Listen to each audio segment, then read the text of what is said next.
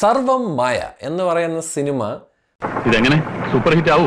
സത്യം പറഞ്ഞു കഴിഞ്ഞാൽ അഖിൽ സത്യൻ പുള്ളിക്കാരൻ നമുക്ക് തന്ന ഒരു ക്രിസ്മസ് ഗിഫ്റ്റ് ആയിട്ടാണ് എനിക്ക് ഈ പടം ഫീൽ ചെയ്തത്.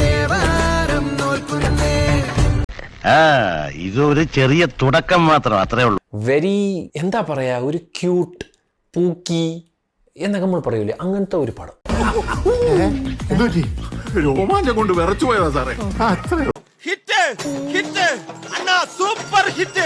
അമിതമായ ഫൈറ്റ് ഒന്നും ഇല്ലാത്ത, ബോംബ് പൊട്ടിത്തെറിയും ബഹളവും കഞ്ചാവും തീടിയും അതൊന്നും ഇല്ലാത്ത ഒരു വളരെ ലൈറ്റ് ഹാർട്ടഡ് ഫിലിം. കേൾക്കുമ്പോൾ തന്നെ ഞാൻ ചാർജ് ആണ്.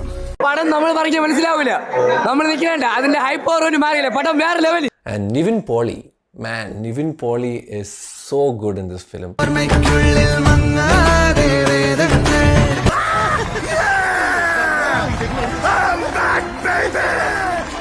എത്ര നാളായല്ലേ നിവിൻ പോളിയെയൊക്കെ പറ്റി പറഞ്ഞിട്ട്. എനിക്ക് വളരെ സന്തോഷം, ബിക്കോസ് ഐ ലവ് ദാറ്റ് ഗായ് മാൻ. എല്ലാവർക്കും എന്നെ മതി. ഹ്യൂമർ എന്നൊക്കെ പറഞ്ഞാൽ അത്രയും നാച്ചുറൽ ആയിട്ടൊക്കെ ചെയ്യാന്ന് പറഞ്ഞാൽ it's a very difficult thing to pull of.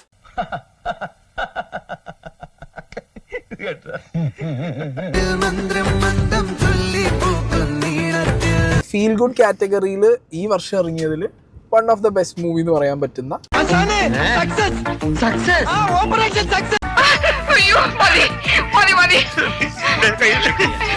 Nivin പോളിക്ക് ആവശ്യമുള്ള കുറച്ച് സാധനങ്ങളുണ്ട്. മുണ്ട്, പച്ചപ്പ്, പിന്നെ comedy, Nivin Pauly plus Aju Varghese combo,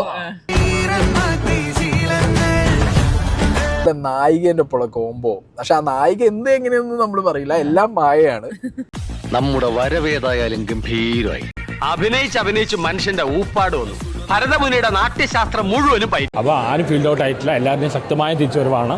നല്ലൊരു എന്റർടൈനറാണ്, ഒപ്പം നല്ലൊരു മെസ്സേജ് ഉണ്ട്. കുറെ പാടുപെട്ടിട്ടാണെങ്കിലും ഒടുവിൽ നീ വഞ്ചി തിരുനക്കരെന്ന് നീക്കി സത്യന്തിക്കാണ്ട് പകരം തെളിയിക്കുകയാണ്.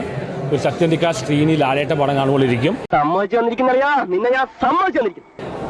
പഴയ ലാലേട്ടനെയാണ് നിവിൻ പോളി കാണുന്നത്. നിവിൻ പോളി അജു വർഗീസ് പറഞ്ഞ ലാലേട്ടൻ സ്ക്രീനി കോമ്പിനേഷൻ പോലെ ഉണ്ട്. ഒന്ന് നിർത്തണ്ട സാബുവേ, എനിക്ക് ഈ പുകഴ്ത്തി പറയുന്നതേ ഇഷ്ടമല്ല. ടിപ്പിക്കൽ 80കളിൽ പടം കാണുമ്പോഴിരിക്കും. വൾഗാരിറ്റി ഒട്ടുമില്ല, വയലൻസ് ഇല്ല, ഫാമിലി ആയിട്ട് കാണാം. നാളെ പറ്റിയ നമുക്ക് ഒന്നുകൂടി കാണാൻ പറ്റി. എല്ലാം കൊണ്ടും നല്ല പടമാണ്. ഞാൻ 100% ഔട്ട് പറയാൻ 5ൽ 5 മാർക്ക് ചെയ്തിരുന്നു. ക്രിസ്മസ് തൂക്കി നിവിൻ പോളിയുടെ പടമാണ്.